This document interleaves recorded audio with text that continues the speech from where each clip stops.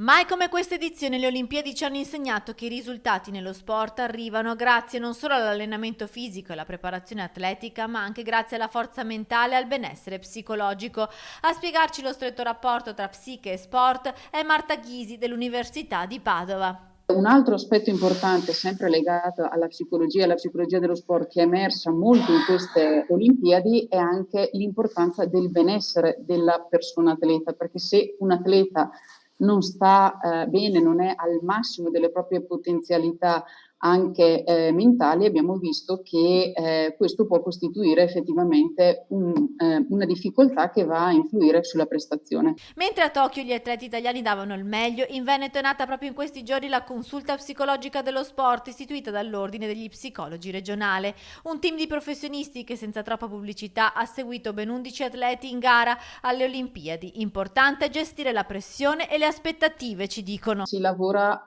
praticamente sempre in team, quindi non si lavora esclusivamente con l'atleta, ma anche con l'allenatore. Poi lavorando con l'allenatore, alcuni aspetti che spesso vengono affrontati riguardano per esempio la creazione di un buon clima motivazionale. Apro una parentesi che non è legata alle Olimpiadi, ma per esempio a ciò che è successo recentemente negli europei. Anche Mancini ha più volte sottolineato come abbia dato molto valore e abbia sottolineato l'importanza del divertimento e non solo della prestazione.